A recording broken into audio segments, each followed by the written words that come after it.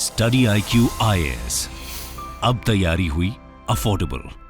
दोस्तों, जब भी कभी जम्मू और कश्मीर की बात होती है तो अक्सर उस डिस्कशन का सेंटर ऑफ इंटरेस्ट या तो कश्मीर की कॉम्प्लिकेटेड पॉलिटिकल हिस्ट्री होती है या फिर वहां के internal and external security concerns.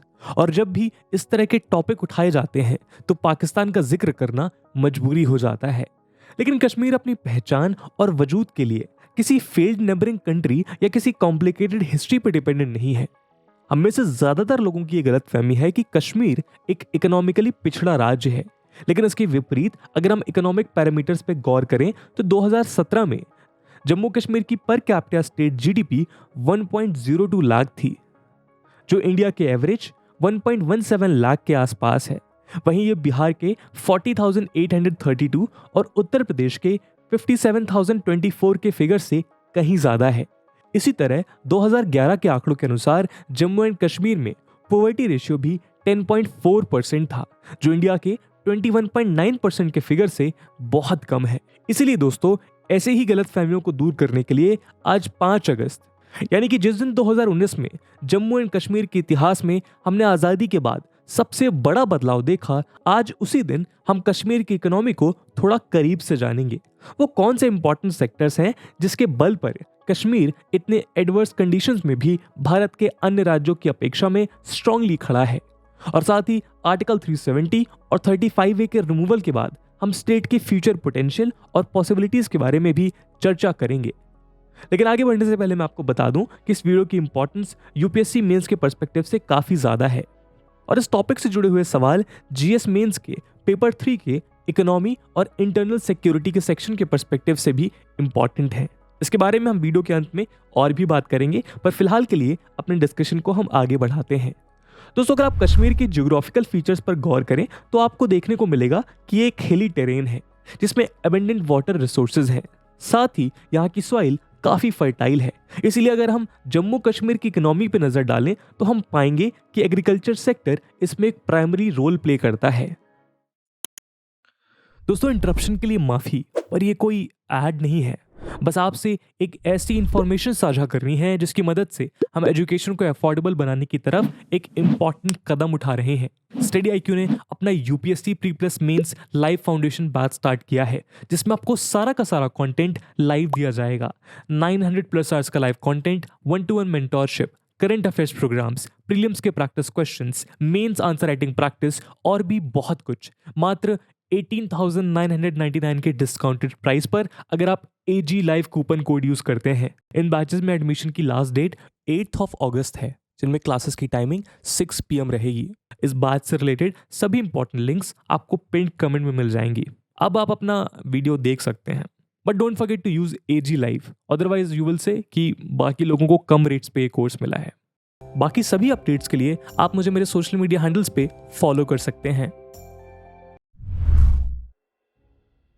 दोस्तों, कश्मीर वैली की 70% से ज्यादा पॉपुलेशन एग्रीकल्चर या एलाइड एक्टिविटीज पर डिपेंडेंट है। वहीं पैडी जम्मू एंड कश्मीर की मेन क्रॉप है, जिसका स्टेट में नेट सोन एरिया सबसे ज्यादा है। इसके बाद वीट, मेज और ऑयल सीड्स यहाँ की मेजर क्रॉप्स हैं।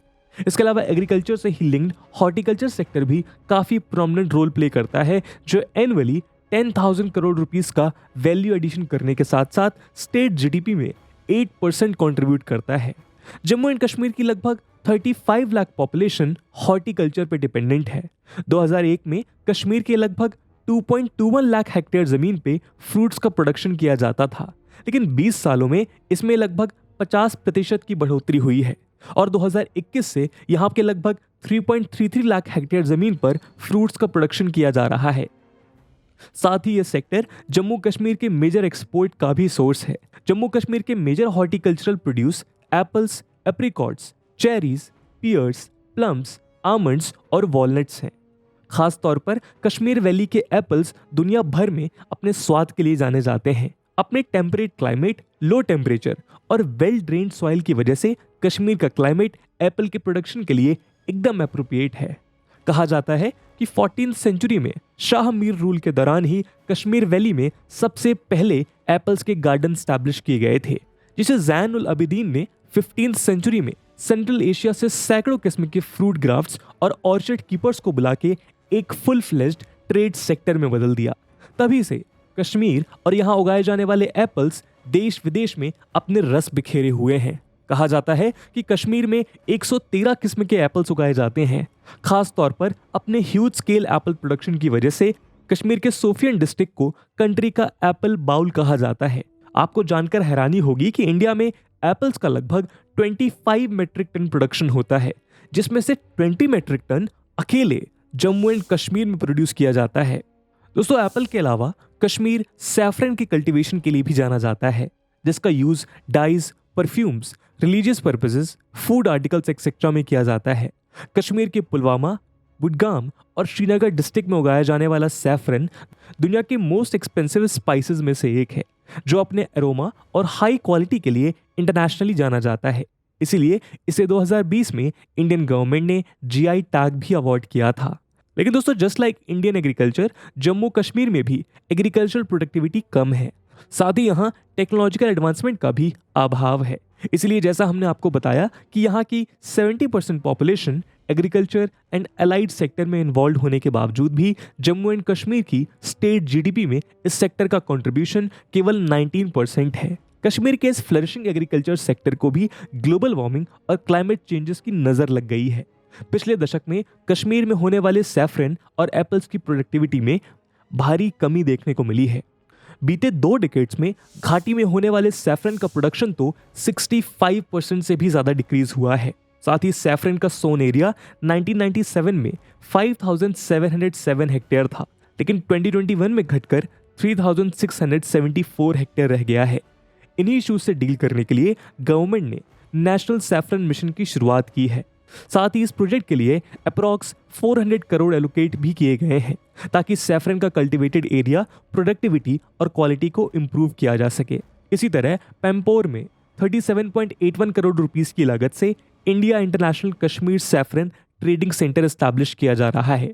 इसके अलावा हॉर्टिकल्चर को प्रमोट करने और इसमें इन्वेस्टमेंट को बढ़ाने के लिए भी नेशनल हॉर्टिकल्चर मिशन की शुरुआत की गई है, जिसके अंतर्गत सैफरन प्रमोशन और हॉर्टिकल्चर को प्रमोट करने के लिए चलाए जा रहे mission of integrated development of horticulture में 2019-20 में कुल 149 करोड़ रुपीस का आउटले किया गया था।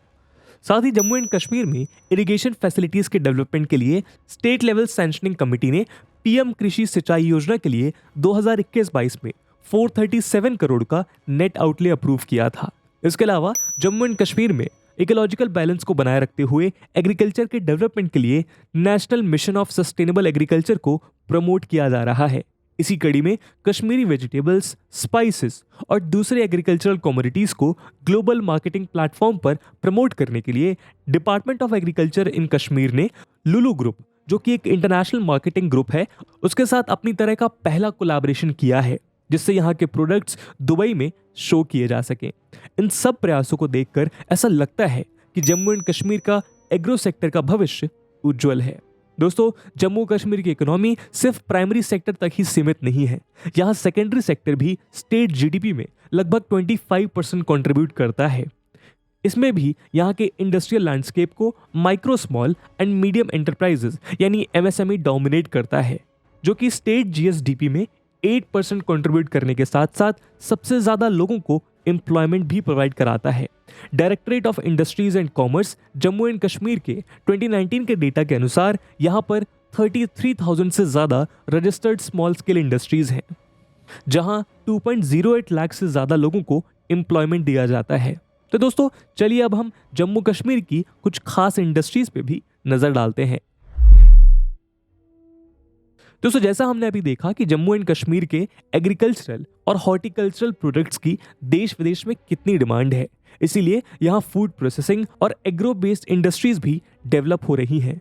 जम्मू एंड कश्मीर के प्लेन एरियाज में राइस का प्रोडक्शन काफ़ी ज़्यादा होता है, इसीलिए यहाँ के टाउन्स में अनेक राइस हस्किंग फैक्ट्रीज मौजूद हैं। दोस्तों, हम आपकी जानकारी के लिए बता दें कि राइस हस्क या राइस ब्रांड का उपयोग फैटी ऑयल्स के एक्सट्रैक्शन में होता है, इसलिए सोप मेकिंग इंडस्ट्रीज में इसकी काफ़ी डिमांड है।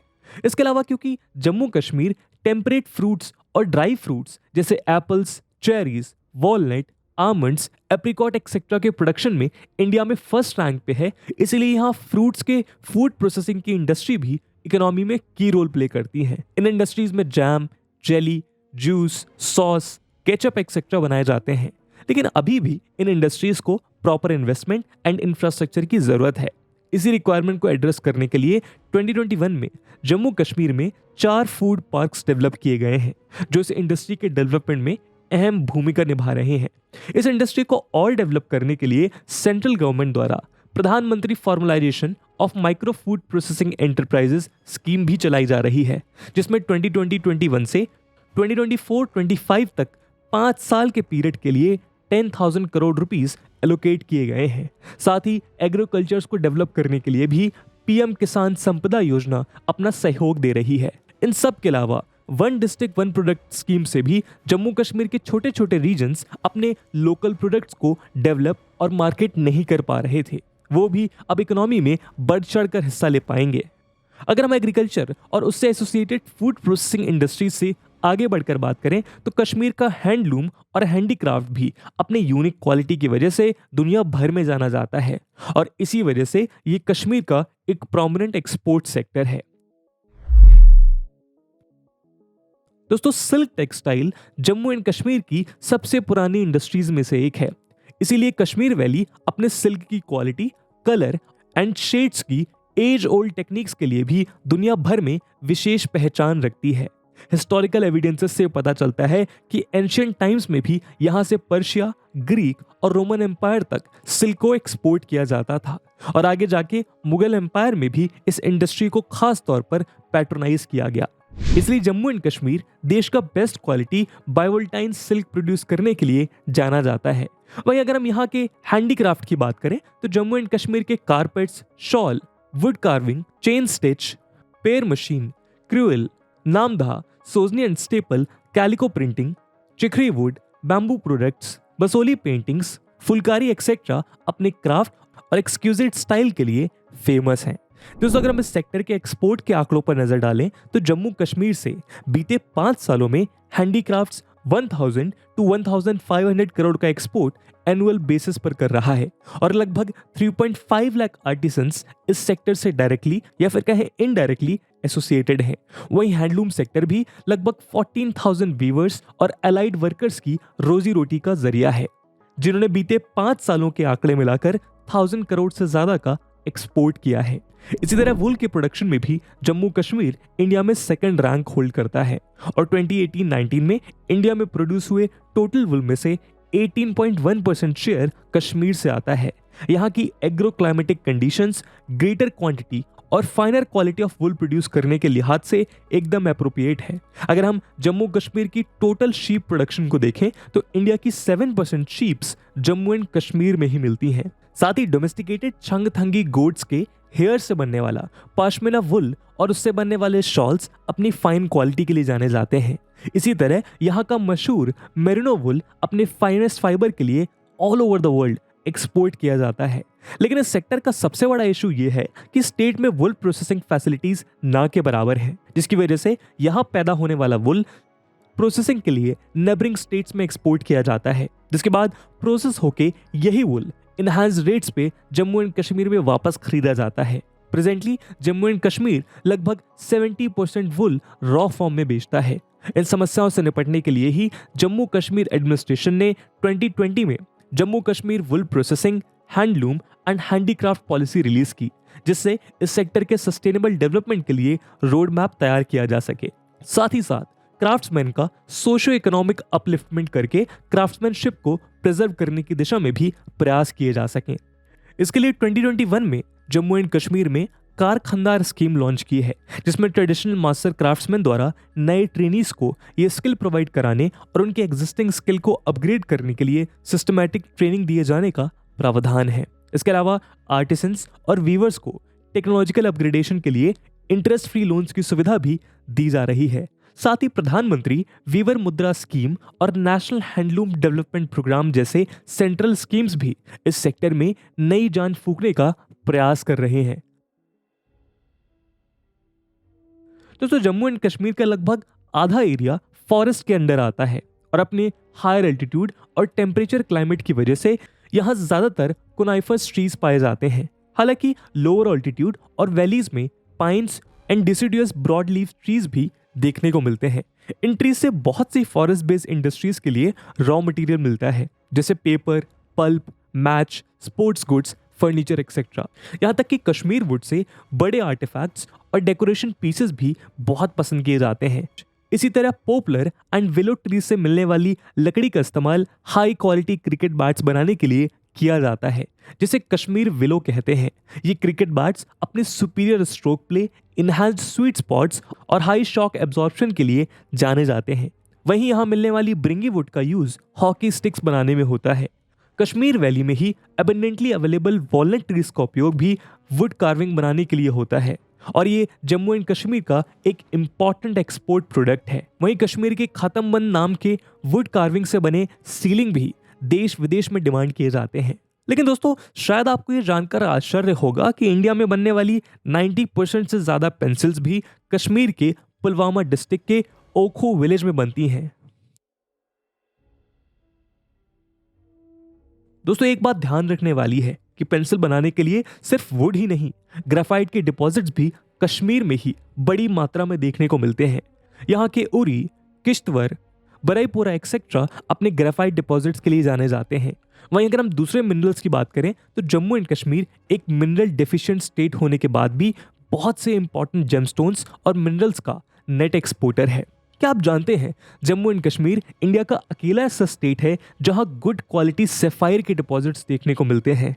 किश्तवर में मिलने वाले हाई क्वालिटी ब्लू सैफायर अपनी प्योरिटी और ट्रांसपेरेंसी के लिए जाने जाते हैं। पडार में सैफायर के अलावा रूबी जेमस्टोन के डिपॉजिट्स भी पाए जाते हैं। इसके अलावा यहाँ फर्टिलाइजर और सीमेंट इंडस्ट्री में यूज होने वाले प्राइम रॉ मटेरियल जिप्सम और लाइमस्टोन के डिपॉजिट्स और मार्बल स्टोन के डिपॉजिट्स भी बड़ी मात्रा में देखने को मिलते हैं। जम्मू एंड कश्मीर में lignite, copper, mica, borax, magnesite, iron etcetera भी स्मॉल ट्रेसेस में देखने को मिलते हैं। यहाँ तक कि ओएनजीसी के सर्वे में श्रीनगर के पास सुरिनसर और रामनगर में नेचुरल गैस और ऑयल के ट्रेसेस भी मिले हैं, लेकिन अभी इनके डिपॉजिट्स के एस्टिमेशन का सर्वे अंडरगोइंग है। फिर भी इन्हें लेकर पॉजिटिव फ्यूचर पॉसिबिलिटीज प्रोजेक्ट की जा रही हैं।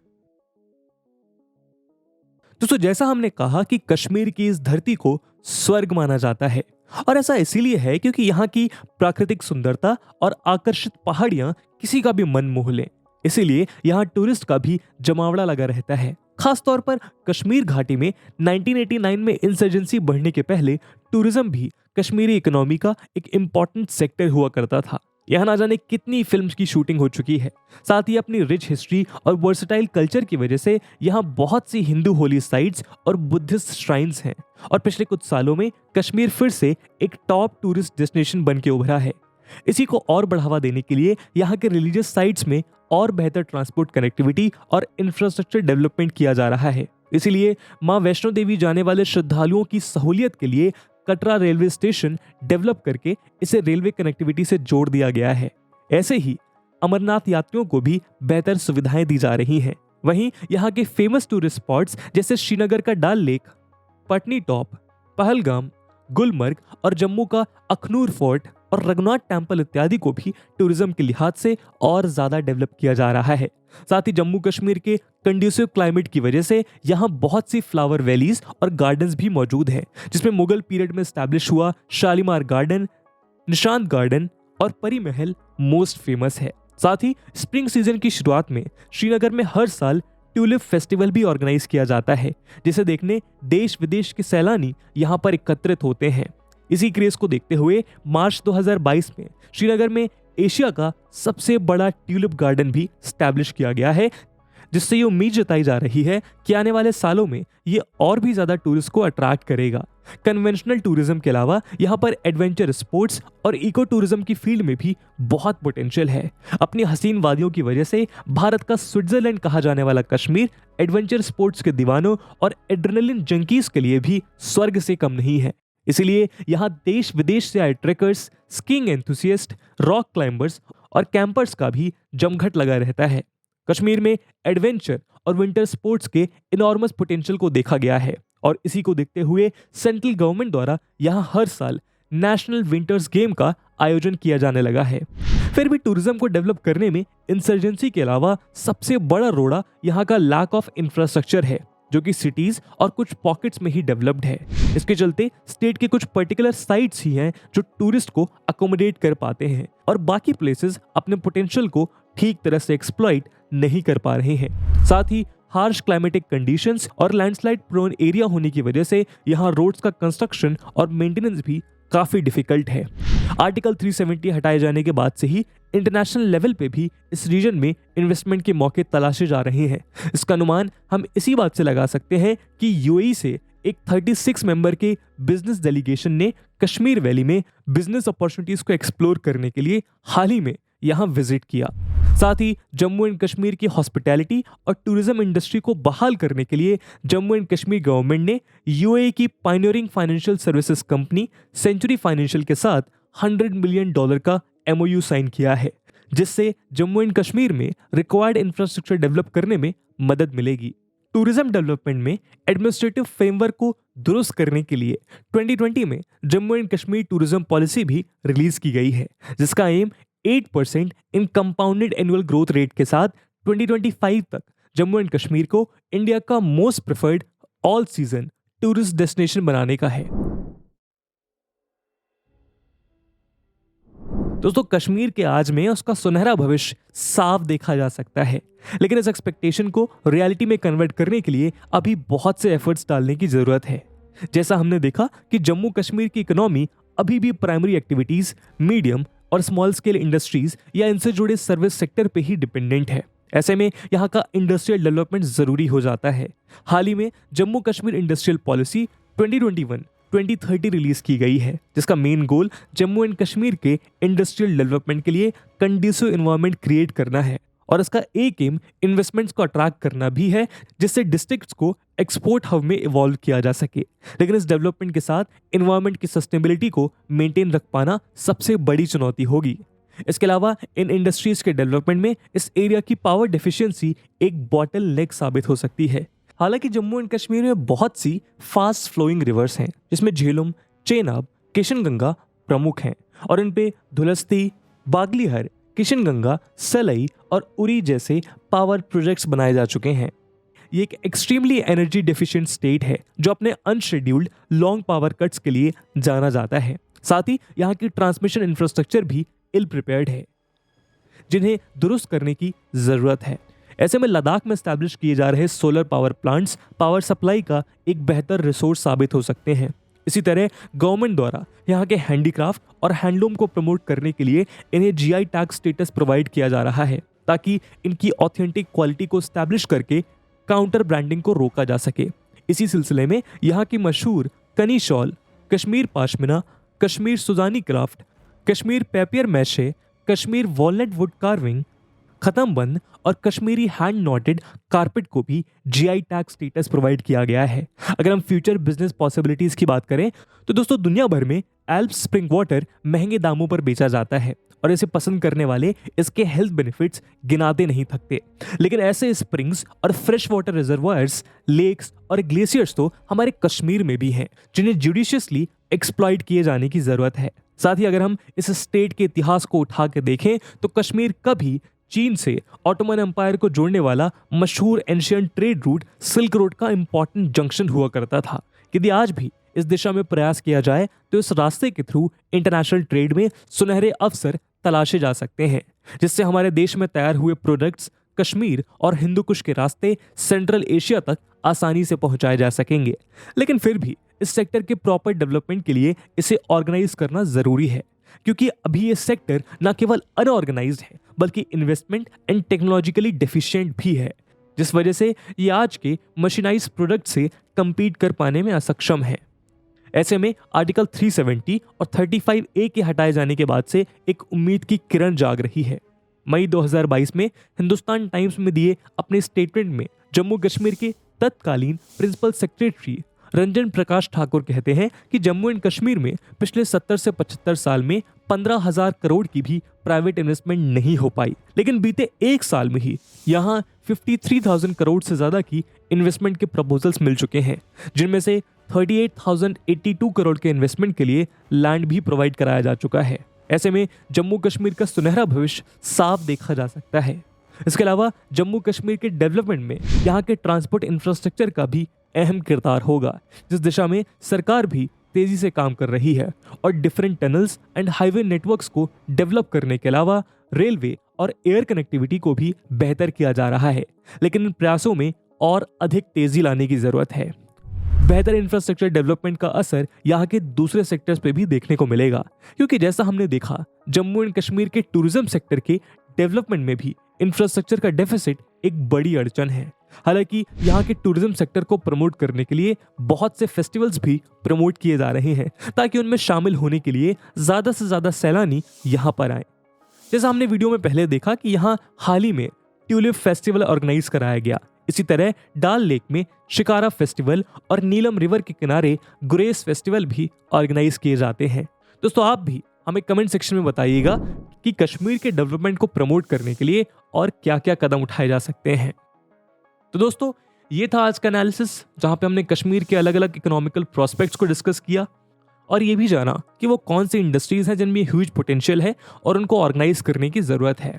और जैसा कि हमने वीडियो के पहले भाग में डिस्कस किया था कि इस वीडियो की इंपॉर्टेंस यूपीएससी मेंस के पर्सपेक्टिव से काफी ज्यादा है, और उसी इंपॉर्टेंस को देखते हुए एक सवाल हम आपके लिए छोड़कर जा रहे हैं जिसको आपको कमेंट सेक्शन में आंसर करना है। And the question is, the crisis of Kashmir is embedded in the crisis of development in Kashmir. Comment on this.